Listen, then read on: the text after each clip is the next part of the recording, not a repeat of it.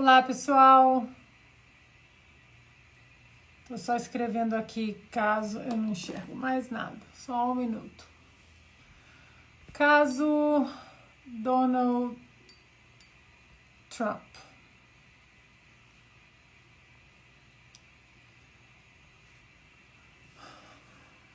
Oi, pessoal, tudo bem? Tudo bem? Vai ser uma live bem rápida mesmo, com os principais... Nossa, tô um pouco descabelado. Os principais pontos desse caso do Donald Trump. Muita gente me perguntando, tentando entender. Então, se quiserem pegar papel, caneta aí, eu vou deixar essa live salva. Não vou levar muito tempo não nessa live. Que são pontos muito diretos para a gente entender o que está acontecendo nos Estados Unidos, começar a se preparar para as eleições, né, do ano que vem, não as eleições passadas, porque vamos começar a ouvir muita bobagem, né, no Brasil. Então, eu separei uns pontos assim muito rápidos, muito diretos, simples, para a gente entender o que está acontecendo com Donald Trump, o que pode acontecer com ele daqui para frente. Então, não, eu tô meio descabelada, eu tava ali fora com as minhas cachorras, mas tudo bem, paciência. Então é isso, deixar o pessoal entrar aqui rapidinho. Coca, não é vinho não, daqui a pouco, quem sabe. Deixa eu só abrir aqui o que eu separei para vocês, porque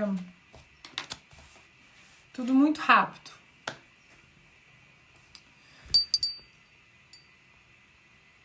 Se quiserem ir jogando algumas perguntas aqui, quando eu acabar de passar aqui pela minha lista, eu dou uma lidinha aqui rápido nas perguntas de vocês. Tá bom? Bom, vamos lá. Primeiro a gente tem que voltar na própria administração do Donald Trump, porque foram 4 anos de uma perturbação enorme. Não tinha sossego para administrar. Nós passamos por isso, né, na administração do presidente Bolsonaro, e aqui foi absolutamente igual, e acho que até pior, porque tudo aqui tinha uma repercussão global, né, por ser o presidente dos Estados Unidos. Então, durante 2 anos, nós ouvimos aqui nos Estados Unidos que ele ganhou por causa da Rússia, conluio com a Rússia, etc, etc. 2 anos de investigações, se eu não me engano, acho que 20 milhões de dólares gastos nessa investigação. E no final acabaram descobrindo que, olha, não teve conluio com a Rússia. Bom, esse é um ponto. Mesmo depois que Donald Trump saiu da presidência, acreditem se quiser, os democratas tentaram fazer um impeachment do ex-presidente Donald Trump para que ele não pudesse concorrer, para que ele não pudesse fazer o que ele está fazendo hoje. Então, deixa eu só abrir uma foto aqui que eu queria mostrar para vocês. Vou ter que falar, porque eu não sei jogar foto aqui. Então, vamos entrar então agora nesse caso específico do Donald Trump. O que aconteceu? Primeiro que são vários casos, tá? Em vários estados democratas. Um estado importante, uma decisão importante da Suprema Corte dos Estados Unidos caiu nas mãos da Suprema Corte americana. Uma decisão importante do estado do Colorado, que queria tirar o nome de Donald Trump das cédulas das primárias republicanas do estado. Vejam vocês. O caso foi parar na Suprema Corte porque outros estados também queriam fazer a mesma coisa, tirar o nome de Donald Trump das cédulas das primárias republicanas. O caso caiu na Suprema Corte e, por unanimidade, os 9 juízes, porque aqui todos são juízes, decidiram que não, que o estado do Colorado não poderia tirar o nome de Donald Trump das primárias. Inclusive, as 3 juízas que foram indicadas por Barack Obama e Joe Biden, elas votaram com os juízes conservadores, digamos assim, dizendo que a escolha do presidente dos Estados Unidos é uma escolha do povo e que se quando as tensões, né, estão elevadas, as tensões sociais estão elevadas na nação, que era papel da Suprema Corte simplesmente dar uma acalmada, arrefecer essa temperatura. Pois bem, isso acabou seguindo, né, como acabou estabelecendo um precedente, a jurisprudência da Suprema Corte americana, porque na decisão eles disseram também, todos os 9 juízes, que dali para frente qualquer caso desse sentido seria tratado com a mesma decisão. Mas isso tudo eu estou falando, estou dando essa pequena volta com vocês, porque para a gente ver que a guerra contra Donald Trump, ela é uma guerra constante. Durante os 4 anos da administração dele, depois que ele saiu e agora nessa corrida eleitoral. Bom, esse era um ponto. Eu preciso falar do que está acontecendo nos swing states. O que são os swing states? Os swing states, eu não sei abrir foto, gente, aqui, não dá. Vocês estão pedindo demais para mim. O que são os swing states, para quem não sabe? Os swing states são aqueles estados, swing é balanço, né? Os swing states são aqueles estados que votam com republicanos, votam com democratas. Eles não são estados vermelhos, ou seja, que votam com os republicanos, que aqui o vermelho é da cor dos republicanos, e não são estados azuis que votam com os democratas. Esses estados são chamados os swing states. Balanço, vai para cá, vai para lá. Ou então os purple states, os estados roxos, que é a mistura do vermelho com o azul. Normalmente, esses swing states, ao longo da história americana, muita gente fala assim, mas então toda vez os swing states, aqueles mesmos estados que vão decidir as eleições, não, os estados vão mudando. A Flórida, por exemplo, era um swing state. A Flórida ia para lá e para cá, né, até pouco tempo atrás. Agora, a Flórida é um solid red, é um vermelho sólido, vota majoritariamente com os republicanos. Então, a gente tem que acompanhar a história americana para entender quem vai se transformando. A Califórnia, por exemplo, era um estado republicano há algumas décadas. O Ronald Reagan foi governador daqui da Califórnia durante 2 mandatos. Hoje é um estado que é considerado deep blue, profundamente azul, que vota com os democratas. Então, hoje, isso estabelecer, né? Os swing states, esses estados, eles vão mudando no tempo. Hoje, quais são os swing states? Arizona, Nevada, Wisconsin, Michigan, Pensilvânia, Carolina do Norte e Geórgia. Esses estados, 2, 4, 6, 7, né? Geórgia às vezes vai mais para os republicanos, mas entra aqui também. Esses estados que são considerados chave para decidir as eleições atuais, porque eles não são nem vermelho e nem azul, totalmente. Arizona, Nevada, Wisconsin, Michigan, Pensilvânia, Carolina do Norte e Geórgia. As pesquisas eleitorais nestes 7 estados estão a seguinte: Arizona, Biden 43,8%, Trump 47,8%. Nevada, Biden 42,6%, Trump 48%. Wisconsin, Biden 47,3%, Trump 47,4%. Michigan, Biden 46,6%, Trump 47,1%. Pensilvânia, que é importantíssimo, Biden 45,5%, Trump 47,8%. Carolina do Norte, 42,7% para o Biden, 47,5% para o Donald Trump. E finalmente, Geórgia, 43,6% para o Biden contra 48,4% do Trump. Então, aqui, nos 7 estados chaves hoje, o Trump está acima, mais 4 no Arizona, mais 5,4 em Nevada, mais 0,1 em Wisconsin, mais 0,5 no Michigan, mais 2,3 na Pensilvânia, mais 4,8 na Carolina do Norte e mais 4,8 na Geórgia.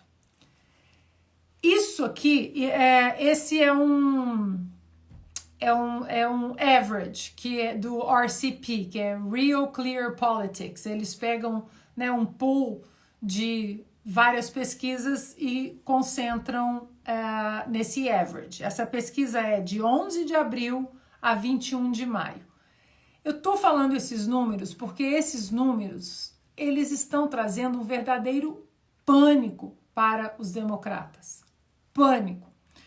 Outro número muito importante que Donald Trump já vem mostrando uma vantagem perigosíssima para os democratas é o número dentro das comunidades negras dos Estados Unidos. Os negros há muito tempo votam com o Partido Democrata em alguns lugares. Normalmente, um republicano, agora recente, pegava ali a casa dos 12%, 14%, quando, né, muita coisa. Donald Trump, as pesquisas já acusam, algumas pesquisas 27% do eleitorado nas comunidades negras, outras pesquisas 32%, então vamos colocar uma média aí de 29% mais ou menos nas comunidades negras para Donald Trump. Só esse número já tiraria a balança de Biden para Joe Biden, podendo ser a grande diferença nessa eleição. Semana passada, Trump fez um comício no sul do Bronx, que é um bairro de Nova York que vota majoritariamente com os democratas há muito tempo. E ele conseguiu colocar 20 mil pessoas ali no Bronx, negros, latinos, brancos de classe mais baixa, e todos eles dizendo ali que, alguns já dizendo que votariam em Donald Trump por causa, 1, economia, e 2, imigração ilegal. Por que a gente tem que entender isso? Bom, primeiro, economia é óbvio, ninguém precisa, né, ter grandes análises para entender que a economia faz toda a diferença numa eleição e nos caminhos da nação. 2, imigração ilegal. Por quê? Porque hoje, com a imigração ilegal desenfreada e em massa nos Estados Unidos, números históricos, muitos dos recursos públicos, tanto estaduais quanto federais, estão sendo destinados a imigrantes ilegais, ou seja, muitos recursos estão saindo dessas comunidades negras, das comunidades latinas de imigração legal, por exemplo, e estão migrando para a imigração ilegal. Estão migrando para a imigração legal, muito bom, mas é isso mesmo que está acontecendo. Então, quem está se prejudicando muito nessa história da imigração ilegal nos Estados Unidos são os pobres, são os negros, são os brancos pobres, os latinos, as comunidades que precisam, né, de subsídios governamentais, sejam eles do governo estadual ou do governo federal. Então, essas comunidades estão sentindo na pele que o governo federal e os governos estaduais dos estados democratas não estão prestando mais atenção nessas pessoas, e sim nos imigrantes ilegais. Bom, tem que falar isso tudo porque isso tudo é que projeta exatamente esses números que eu acabei de falar com vocês do Real Clear Politics. Donald Trump, hoje na última pesquisa, que se encerrou dia 21 de maio, liderando em todos os 7 swing states, aqueles estados pêndulos, né, que balança democrata, republicano. Dito isso, agora é fácil de entender a perseguição implacável usando a justiça americana como arma política para tentar derrubar Donald Trump de qualquer maneira. Essa condenação de ontem foi a primeira condenação e ainda há outros inquéritos e outras investigações em outros estados que ninguém sabe ainda se o procedimento dos julgamentos acontecerão. Os julgamentos acontecerão antes dos 5 de novembro, que é a eleição desse ano. Então, vamos lá. O que é preciso... o que a gente precisa entender dessa condenação do Donald Trump? Aliás, tá hilário, né? Ver o pessoal falando... Eu vi um vídeo hoje, o pessoal da Globo News falando que absurdo, né? Um condenado agora na corrida presidencial e pode se tornar um presidente? Imaginem vocês, um condenado se tornando um presidente. Ai, meu Deus, a ironia, não é mesmo? Bom, vamos lá. Voltando aqui à condenação de ontem. Escrevi aqui para eu não perder nada. Então, anotem aí, ponto por ponto, muito rápido, muito didático. Primeiro, essa condenação, esse inquérito, não foi por suborno a uma atriz, mas por uma coisa chamada falsidade de registro contábil. O que é isso?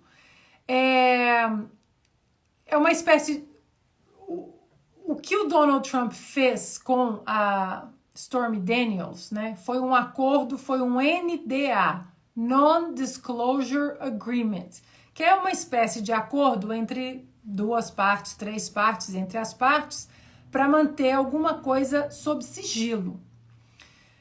E isso não é crime. Você pode fazer um acordo, um NDA, Non-Disclosure Agreement, sobre qualquer assunto com qualquer pessoa. Olha, nós 2 aqui, nós 3, nós 4, nós 5, estamos proibidos de falar sobre isso. Eu vou te pagar X, você vai me dar uma casa, eu vou... Enfim.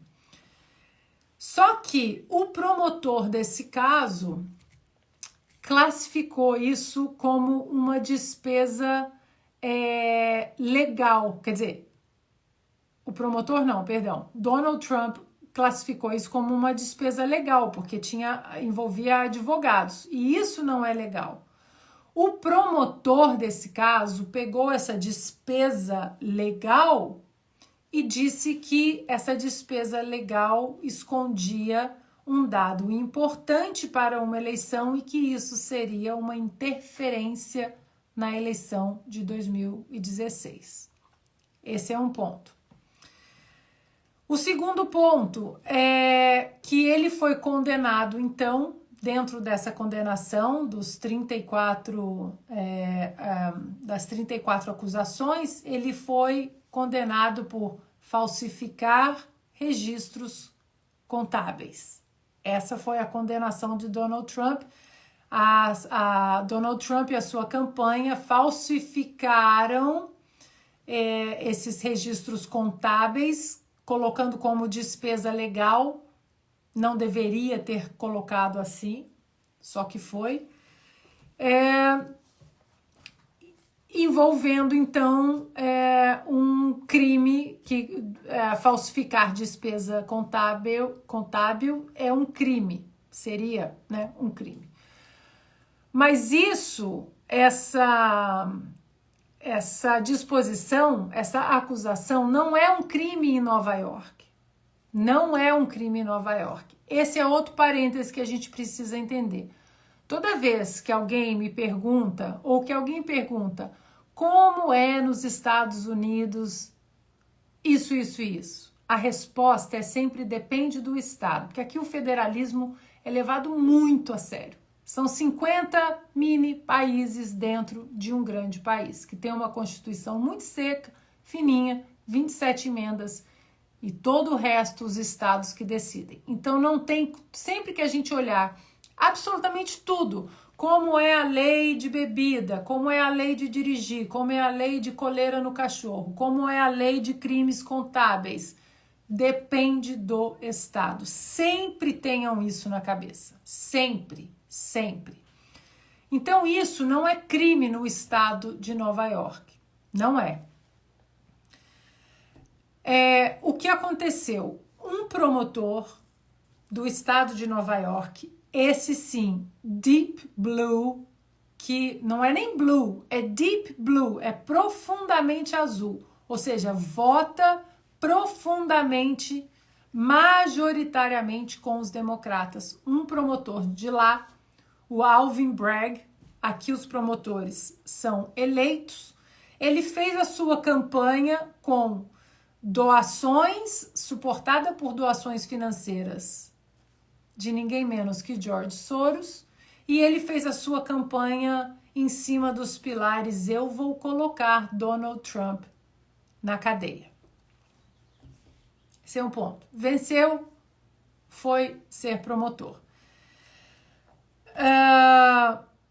E aí, dentro desse contexto, ele disse que essas disposições contábeis dele, na verdade, o que Donald Trump fez foi falsificar registros relacionados com a eleição, sendo que Donald Trump colocou isso como uma despesa legal, porque foi uma despesa paga por seu advogado. Vamos lá. Quando chega no juiz, o juiz que tinha um promotor pode levar quantos casos ele quiser, ele desejar para um juiz. O juiz faz o quê?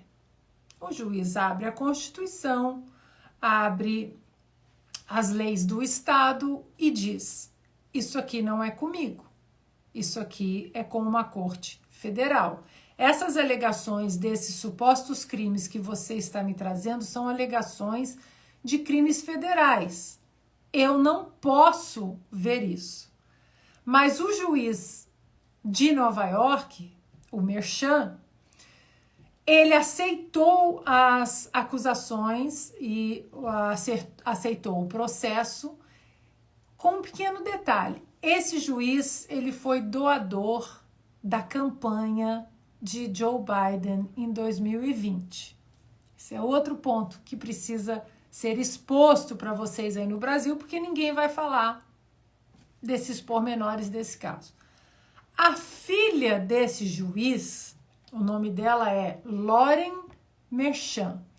A filha desse juiz, ela é do alto escalão do Partido Democrata, que trabalha exatamente com doações financeiras, e nos últimos anos ela arrecadou milhões de dólares exatamente para campanhas contra Donald Trump e o Partido Republicano. Ou seja, tempestade perfeita ali para os democratas. Um promotor que se elegeu dizendo: vou colocar Donald Trump na cadeia, até porque ele estava falando para um eleitorado que, se vocês imaginarem, Nova York vota com os democratas. Nesse distrito desse promotor, 85% votam com os democratas. O juiz, que já foi doador da campanha de Joe Biden, aceitou o caso. Ele que deveria olhar ali as leis e falar: essas acusações são acusações de crimes federais, tem que ir para cima numa corte federal. Não, ele aceitou na corte estadual.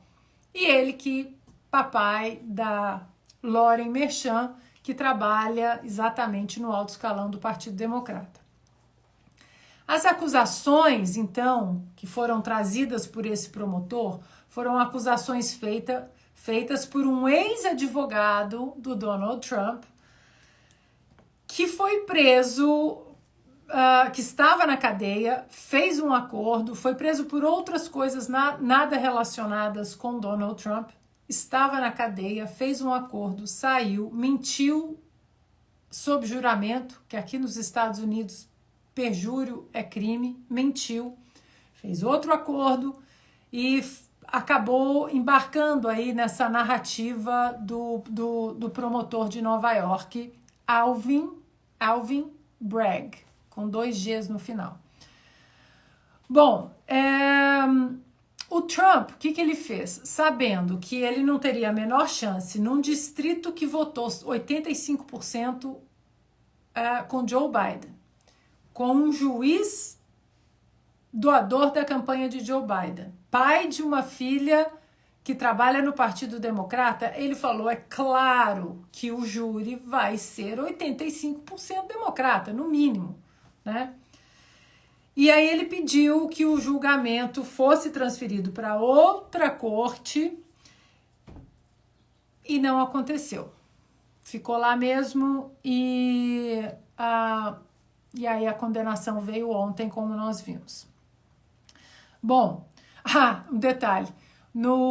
Durante o julgamento, esse ex-advogado do Donald Trump, o Michael Cohen, eles acabaram descobrindo que, além dele ter mentido em várias situações no meio da justiça, ele roubou $60 mil do Donald Trump. Bom, então o que isso quer dizer? Tá bom, Ana, entendi, maravilha, detalhes, beleza. Usaram como uma arma política, claramente. O que vai acontecer daqui para frente? A pena do Donald Trump ainda não foi divulgada, né? O juiz pode interpretar 4 anos para cada crime, são 34 condenações, ou 4 anos juntando as 34 condenações, enfim, ninguém tem muita noção do que esse juiz pode fazer, até porque quando o júri saiu, os argumentos finais da defesa foram encerrados, da acusação foram encerrados, e o júri entrou para a deliberação, que demorou mais ou menos 1 dia e meio, os jurados não sabiam o que fazer, tanto é que demorou até mais do que eles anteciparam, porque eles voltavam toda hora com perguntas. Não houve um esclarecimento, uma instrução clara por parte do juiz, porque você recebe, né, uma cartilha cheia de perguntas sobre o que você viu e o que você acha. Eles não receberam isso, então eles ficaram meio ali no escuro, mesmo assim condenaram Donald Trump. A pena, então, vai ser divulgada dia 11 de julho, que é pouco tempo, se eu não me engano, 4, 5 dias antes da convenção nacional do Partido Republicano. É pouquíssimo provável que ele vá colocar Donald Trump na cadeia, provavelmente vai fazer alguma coisa tornozeleira, ou enfim, alguma coisa assim, deixa eu ajoelhar aqui para a turba ideológica do Partido Democrata. Mas é muito difícil ele ir para a cadeia porque o crime do Donald Trump no estado de Nova York é um misdemeanor, que é uma contravenção, é um crime sem gravidade, que é de classe E, para vocês terem uma ideia. Tem classe A, B, C, D, E, lá atrás. E também o juiz vai ter que considerar que o crime não foi um crime violento, que o Trump tem 77 anos, que ele já foi presidente dos Estados Unidos e pode ser presidente, ele está na corrida eleitoral. Aí é quando muita gente agora está me perguntando, nossa, mas E a lei da ficha limpa nos Estados Unidos, não, aqui não tem. Se um condenado dentro da cadeia quiser se candidatar a presidente, ele pode. Cabe à população votar nele ou não. Então, mesmo que Donald Trump seja condenado, eles acelerem todos os processos nos estados democratas contra ele, e ele tenha uma condenação em todos os estados, ele continua na corrida presidencial normalmente. Aqui não existe leis eleitorais, primeiro que aqui não existe TSE. Aqui não existe leis eleitorais que proíbam um condenado, um réu, de se candidatar. Isso foi colocado lá atrás, na própria fundação dos Estados Unidos da América, através dos pais fundadores, porque eles tinham muito medo de um judiciário com o dedo muito pesado na balança entre o executivo, o legislativo e o judiciário. Eles tinham um verdadeiro pânico de um judiciário tendencioso e politizado. Exatamente porque eles vieram de uma colonização britânica, onde os juízes ou as pessoas que decidiam, né, a vida política das então colônias eram pessoas mandadas pela coroa britânica. Então era tudo muito político. Você tinha que ser amigo do juiz, você, né, tinha que ter um conchavo aqui, um conchavo ali. Então eles tinham muito medo quando aconteceu a Revolução, houve a independência, quando eles sentaram para começar a desenhar a Constituição, eles tinham muito medo exatamente do judiciário pesando politicamente na balança. Morriam de medo. Por isso que os filtros do judiciário aqui nos Estados Unidos, por mais que aconteça um absurdo, né, como foi o 30 de maio ontem, um dia histórico, tristemente histórico para os Estados Unidos, ainda existem algumas camadas e alguns filtros e redes de proteção nesse conceito jurídico dentro da América que é possível corrigir. Provavelmente, essa decisão do Donald Trump, quando chegar na Corte de Apelação, que não deve acontecer antes da eleição, isso tudo vai ser derrubado, porque houve algumas quebras de prerrogativas constitucionais aqui. Então, Donald Trump segue normalmente na corrida eleitoral. Normalmente. É claro que ficou assim muito óbvio agora a politização, né, do sistema judicial nos estados democratas, principalmente com Joe Biden na frente, na Casa Branca, né, uma perseguição, é clara, essa perseguição aos dissidentes políticos. E o que resta agora é que a pergunta que resta agora é: e os americanos em cima do muro? Aqueles que não gostam de Trump, não gostam de Biden e que estavam, né, observando, o que eles estão vendo de tudo isso? Bom, primeiro, desde ontem, logo após o veredito, o site que recebe doações da campanha de Donald Trump colapsou de tanto acesso que eles receberam para doações. E o curioso é porque eu estou usando meu telefone, eu vou depois colocar os prints aqui que eu salvei. O curioso é que logo depois que saiu a condenação do Trump e que saiu a notícia de que o site de doações do Donald Trump tinha colapsado por muito acesso às pessoas doando, eu aqui na Califórnia, Deep Blue State, comecei a receber um monte de mensagem de texto de várias frentes democratas para você doar para Joe Biden. Assim, meu telefone não parava de apitar, porque o número cai aí, né, nessas redes de engajamento político, né, eles compram, né, números. Falei, meu Deus, não é possível. Ontem eu devo ter recebido, sem menor exagero, de 12 a 15 mensagens pedindo doação para Joe Biden. Para vocês verem o nível do desespero.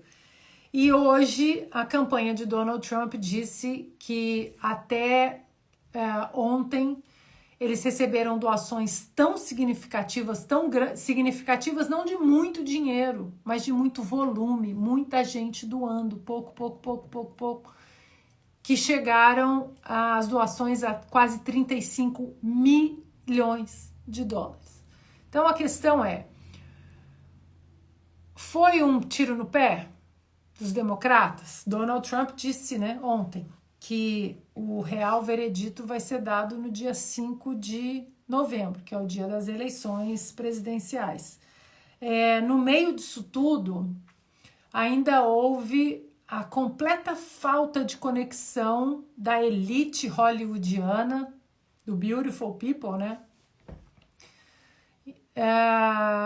Com o povo americano, né? O Robert De Niro, na quarta-feira, foi até a frente do tribunal em que Donald Trump estava sendo julgado. Durante o julgamento, ele fez uma coletiva de imprensa em nome da campanha de Joe Biden. Eu não sei se vocês viram isso, procurem aí na internet.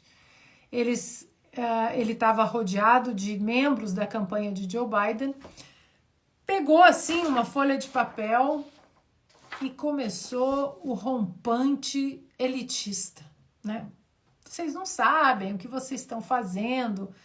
E disse que se Donald Trump fosse eleito, que ele destruiria Nova York, literalmente, tá? Eu tô falando assim, a frase literal de Robert De Niro foi: se Donald Trump for eleito, ele vai destruir Nova York, ele vai destruir a América e ele provavelmente vai destruir o mundo.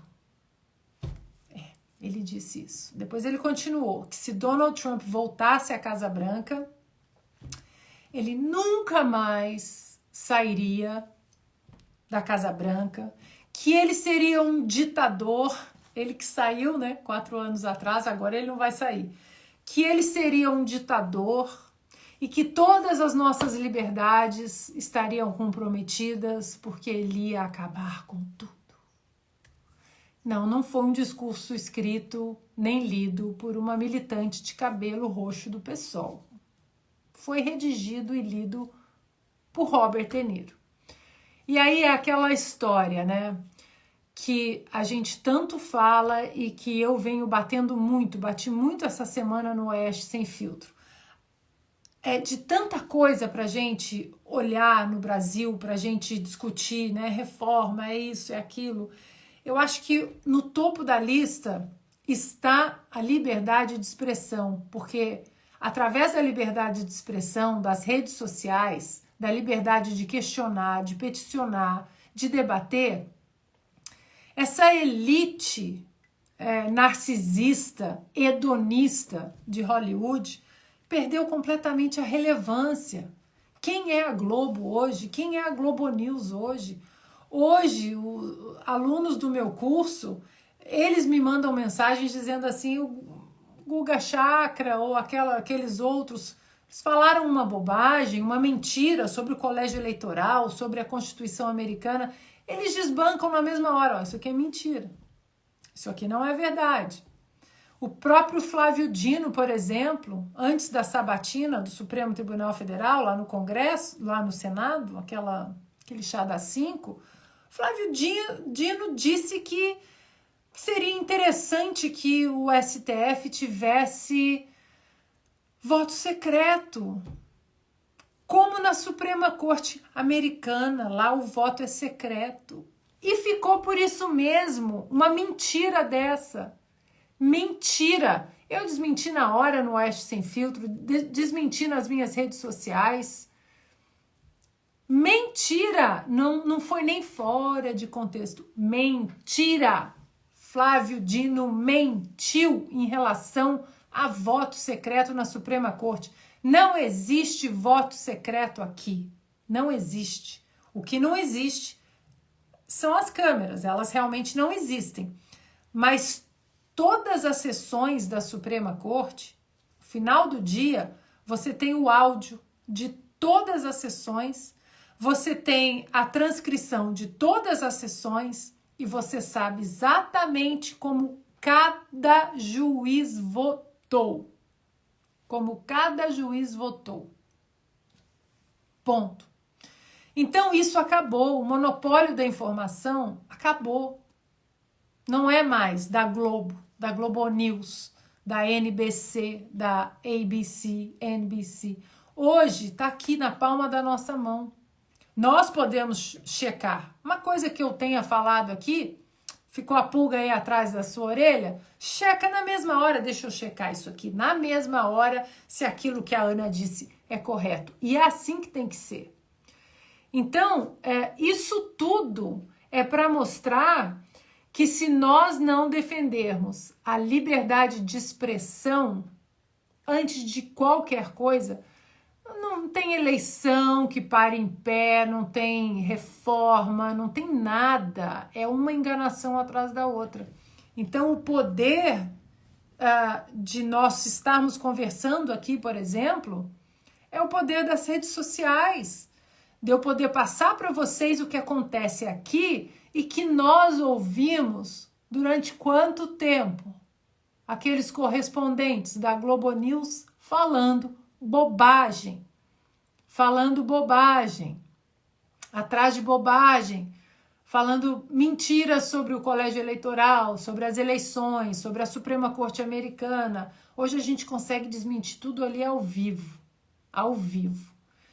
E o fato é que essa volta toda que eu dei foi para chegar no Robert De Niro, porque em 2017 foi a consagrada, maravilhosa atriz Meryl Streep, que aceitando lá um prêmio no Globo de Ouro, né, por contribuições à indústria do entretenimento, Donald Trump, tinha 3 meses da eleição de Donald Trump, ela pegou o microfone e chamou, né, Donald Trump de racista, xenófobo, tananã, aquela coisa toda, e disse que se Hollywood expulsasse todos os estrangeiros de Hollywood, vocês aí, foi assim que ela disse, vocês só assistiriam futebol americano e MMA.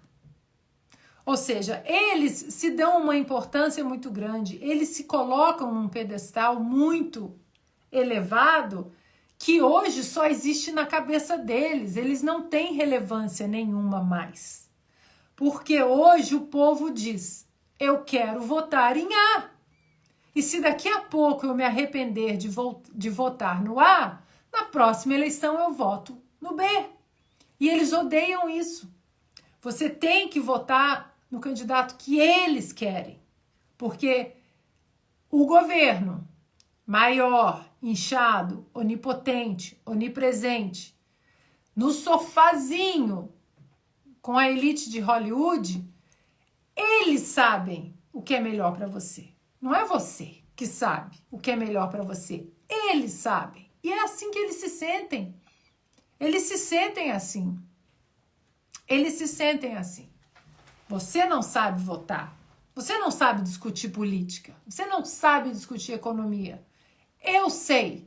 E se você não me escuta mais, eu vou gritar o maior absurdo do mundo. Nem que para isso eu passe um vexame, que foi o que Robert De Niro passou na quarta-feira. Donald Trump vai destruir Nova York, a América e o mundo. Quem acredita nisso, né? Enfim, era isso. Eu queria colocar os detalhes aqui, dizer que eu acredito, existe uma chance, né, grande de Donald Trump reverter essa condenação na Corte Superior, a apelação. A apelação não deve acontecer antes de 5 de novembro, que é a eleição. E os números estão deixando os democratas em pânico. Até novembro, eles vão full on, full speed.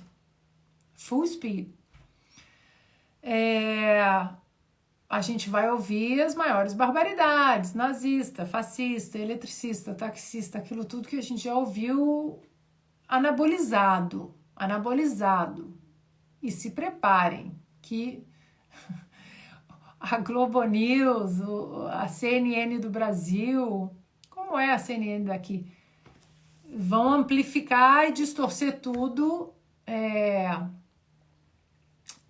porque eles acreditam que você não sabe votar, seja no Bolsonaro, seja no Donald Trump. Então a gente vai votar, a gente vai empurrar. A sorte é que aqui não existe um TSE, não existe nada que impeça Donald Trump de seguir, e de acordo com as pesquisas aqui, ele tem grande chance de vencer. Eu vi que alguém perguntou aqui, mas e a confusão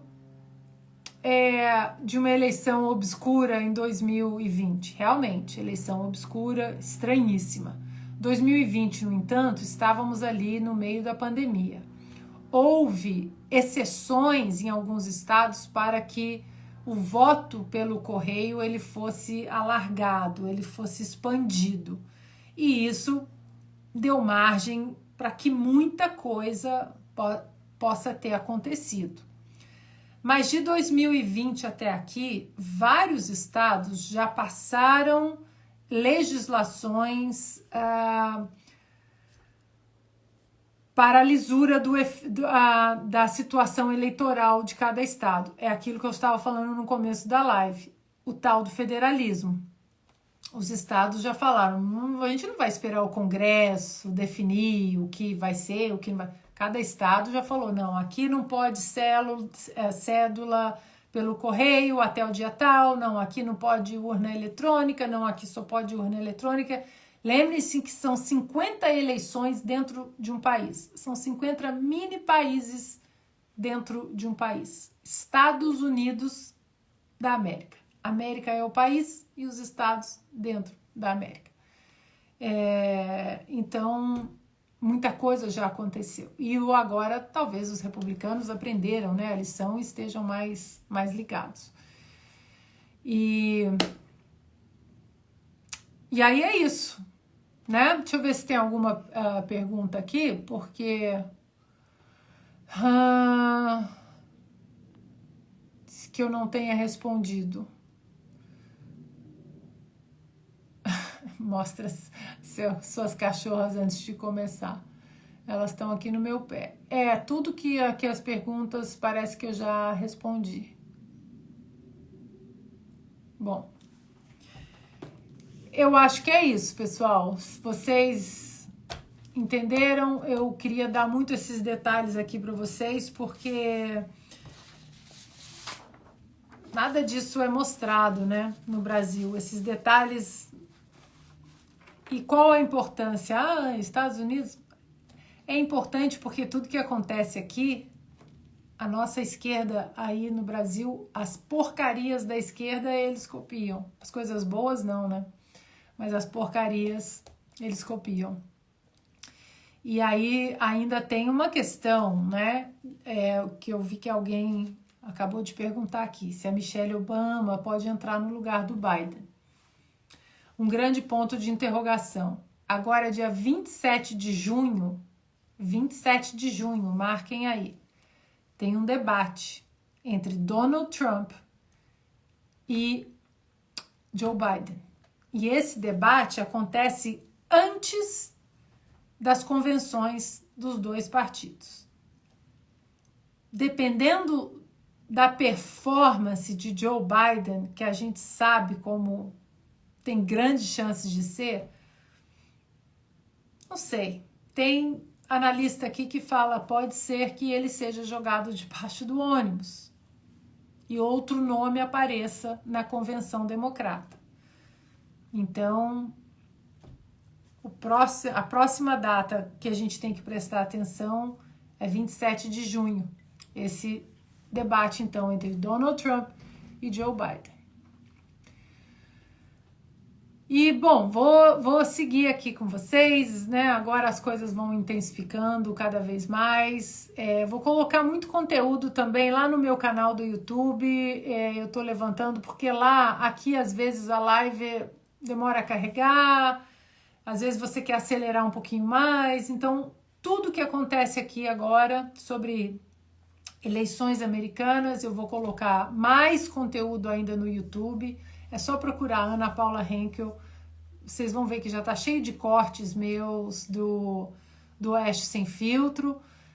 Quero até mandar um beijo aqui para Nina, minha querida Nina Garchagen, minha parceira de anos, e meu querido César, que todo dia baixa o Sem Filtro, faz o recorte, coloca lá no YouTube, para que vocês possam acompanhar os meus comentários do Sem Filtro. E agora, durante as eleições, a gente vai intensificar isso, explicar direitinho, né, as coisas, para não ficar um barulho que a gente sabe que às vezes é um barulho bem desonesto que vem dos correspondentes.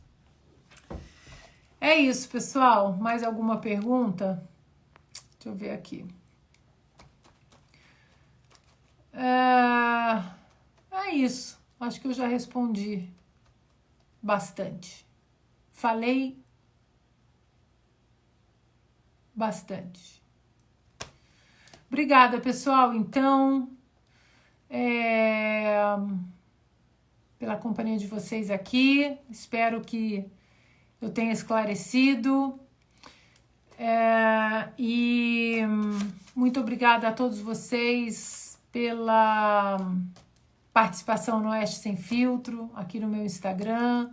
Mandem essa live aí para as pessoas entenderem o que de fato aconteceu com essa condenação e as pessoas começarem a entender como os Estados Unidos funcionam, porque é preciso entender como funciona aqui para a gente começar a entender o que acontece em cada estado, o que acontece na eleição. E marquem uma coisa que eu vou arriscar dizer aqui para vocês. 2 coisas. Uma independentemente do resultado dessa eleição, eu normalmente sou muito conservadora nas minhas previsões. Detesto isso. Eu falo que não sei quem vai ganhar. Estou muito conservadora nisso. O esporte me deu isso. A gente só tem certeza quando acontece. Mas eu vou fazer uma previsão aqui, pelo que eu estou vendo até aqui na Califórnia. Independentemente do resultado da eleição, Donald Trump ou Joe Biden, eu acredito que Donald Trump será o republicano com maior número de votos da comunidade negra dos últimos 50 anos. Não tenho poucas dúvidas em relação a isso. Ele tem tido uma entrada muito especial nas comunidades negras, exatamente pela imigração ilegal desenfreada e pela economia, né? A outra previsão que eu faço aqui com vocês: se Donald Trump vencer, daqui a pouco, não vai nem precisa ele vencer, daqui a pouco já vai começar uma ladainha, uma demonização sobre o colégio eleitoral, como a eleição aqui nos Estados Unidos funciona. Mas aí eu vou fazer outra live aqui com vocês, porque vocês precisam entender o que é o colégio eleitoral, como ele é o sistema mais democrático. Mas os tais correspondentes já vão começar a demonizar. O colégio eleitoral é elitista. Muito pelo contrário, o colégio eleitoral é tão democrático que ele protege exatamente quem está no meio do país. Se não fosse o colégio eleitoral, só as 2 costas que elegeriam presidentes, as 2 costas que são majoritariamente progressistas, democratas, mas por causa do colégio eleitoral, o miolo do país continua sendo uma voz muito forte e obriga o candidato a fazer campanha em todos os estados. Então anotem, daqui a pouco já vão começar a demonizar o colégio eleitoral, porque vai que Donald Trump vença, aí é preciso demonizar o colégio eleitoral e não é voto popular nos Estados Unidos. meu voto conta, né? Todos os votos contam. Mas isso é uma outra live. Obrigada, pessoal, pela companhia aqui na sexta-feira. Ó, deu 1 horinha de live. Beleza. Obrigada, bom final de semana. Orai, vigiai. Domingo estamos juntos no 4x4.